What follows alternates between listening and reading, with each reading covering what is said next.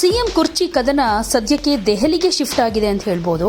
ಯಾಕಂದ್ರೆ ಹೇಗಾದ್ರೂ ಸರಿ ಸಿಎಂ ಪಟ್ಟ ಪಡ್ಕೊಳ್ಳೇಬೇಕು ಅಂತ ಡಿಸಿಎಂ ಡಿಕೆ ಶಿವಕುಮಾರ್ ನಿರಂತರ ಪ್ರಯತ್ನಗಳನ್ನ ಮಾಡ್ತಾ ಇದ್ರೆ, ಇರೋ ಸಿಎಂ ಸ್ಥಾನದಲ್ಲೇ ಮುಂದುವರಿಬೇಕು ಅಂತ ಸಿಎಂ ಸಿದ್ದರಾಮಯ್ಯನವರು ಕೂಡ ಒಂದಷ್ಟು ಪ್ರಯತ್ನಗಳನ್ನ ಮಾಡ್ತಾ ಇದ್ದಾರೆ. ಬೆಂಗಳೂರು ಹಾಗೆ ಬೆಳಗಾವಿಯಲ್ಲಿ ನಡೆದಂತಹ ರಾಜಕೀಯ ಮೇಲಾಟಗಳು ಈಗ ದೆಹಲಿ ಕಡೆಗೆ ವಾಲಿದೆ. ಸಿಎಂ ಕುರ್ಚಿ ಫೈಟ್ ದಿನೇ ದಿನೇ ತಾರಕಕ್ಕೇರ್ತಾ ಇದೆ.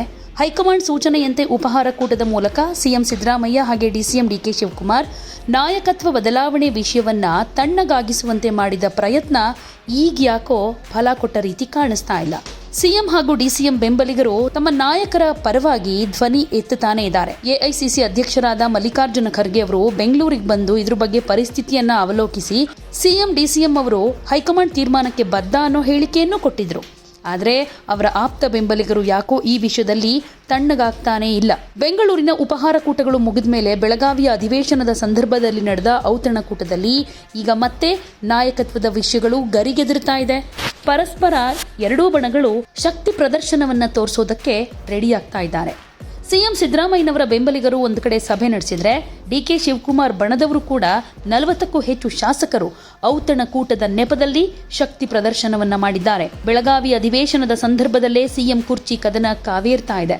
ಈಗ ನಾಳೆ ದೆಹಲಿಯಲ್ಲಿ ಎಐಸಿಸಿ ವತಿಯಿಂದ ವೋಟ್ ಚೋರಿ ಆಂದೋಲನ ನಡೀತಾ ಇದ್ದು, ಅಲ್ಲೂ ಕೂಡ ಶಕ್ತಿ ಪ್ರದರ್ಶನವನ್ನ ಮಾಡೋದಕ್ಕೆ ಬೆಂಬಲಿಗರು ಮುಂದಾಗ್ತಾ ಇದ್ದಾರಂತೆ. ಸುಮಾರು 100ಕ್ಕೂ ಹೆಚ್ಚು ಶಾಸಕರು, ವಿಧಾನ ಪರಿಷತ್ ಸದಸ್ಯರು ಈ ಕಾರ್ಯಕ್ರಮದಲ್ಲಿ ಭಾಗಿಯಾಗುವುದಕ್ಕೆ ದೆಹಲಿಗೆ ಹೋಗ್ತಾ ಇದ್ದು, ಹೈಕಮಾಂಡ್ ನಾಯಕರನ್ನ ಭೇಟಿಯಾಗಿ ನಾಯಕತ್ವದ ಸ್ಪಷ್ಟನೆಗೆ ಒತ್ತಾಯಿಸಲಿದ್ದಾರಂತೆ. ಡಿಕೆ ಶಿವಕುಮಾರ್ ಬೆಂಬಲಿಗರು ಕೂಡ ಸಿಎಂ ಸ್ಥಾನಕ್ಕೆ ಪಟ್ಟು ಹಿಡಿದಿದ್ದು, ಹೈಕಮಾಂಡ್ ನಾಯಕರ ಜೊತೆ ಚರ್ಚೆ ನಡೆಸೋದಕ್ಕೂ ಕೂಡ ಮುಂದಾಗ್ತಿದ್ದಾರೆ. ನಾಳೆ ಸಿಎಂ ಡಿಸಿಎಂ ದೆಹಲಿಗೆ ಹೋಗ್ತಾ ಇದ್ದು, ವೋಟ್ ಚೋರಿ ಆಂದೋಲನ ಕಾರ್ಯಕ್ರಮದಲ್ಲಿ ಭಾಗಿಯಾಗ್ತಿದ್ದಾರೆ.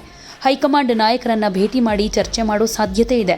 ಬೆಳಗಾವಿಯಲ್ಲಿ ಮುಖ್ಯಮಂತ್ರಿ ಸಿದ್ದರಾಮಯ್ಯನವರ ಮಗ ಯತೀಂದ್ರ ಕೊಟ್ಟ ಹೇಳಿಕೆ ಹಾಗೆ ಅವರ ಬೆಂಬಲಿಗರ ಹೇಳಿಕೆ, ಡಿಕೆಶಿ ಬೆಂಬಲಿಗರು ನಡೆಸಿದಂತಹ ಔತಣಕೂಟಕ್ಕೆ ಸಂಬಂಧಪಟ್ಟ ಹಾಗೆ ಹೈಕಮಾಂಡ್ ನಾಯಕರಿಗೆ ಪರಸ್ಪರ ದೂರು ಪ್ರತಿದೂರುಗಳು ಕೂಡ ಸಲ್ಲಿಕೆಯಾಗೋ ಸಾಧ್ಯತೆ ಇದೆ.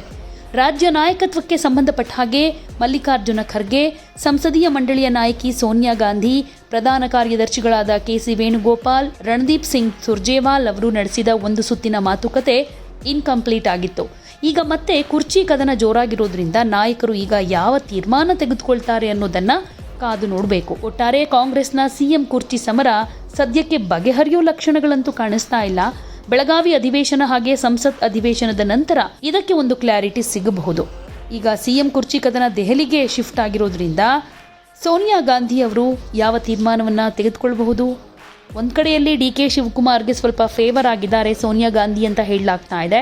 ಈ ಪವರ್ ಶೇರಿಂಗ್ ಅನ್ನುವಂಥ ಒಪ್ಪಂದ ನಿಜವೇ ಆಗಿದ್ರೆ, ಅಧಿವೇಶನ ಮುಗಿದ ಮೇಲೆ ನಾಯಕತ್ವ ಬದಲಾವಣೆ ಅನ್ನೋದ್ರ ಬಗ್ಗೆ ಒಂದಷ್ಟು ಏನಾದರೂ ಚರ್ಚೆಗಳಾಗಿದ್ರೆ ಖಂಡಿತ ಅದು ಡಿಸಿಎಂ ಪರವಾಗೇನೆ ಸೋನಿಯಾ ಗಾಂಧಿ ಸ್ಟ್ಯಾಂಡ್ ತಗೊಳ್ಬಹುದು. ಜನವರಿಯಲ್ಲಿ ಡಿಕೆ ಶಿವಕುಮಾರ್ಗೆ ಸಿಎಂ ಆಗೋ ಯೋಗ ಬಂದರೂ ಬರಬಹುದು.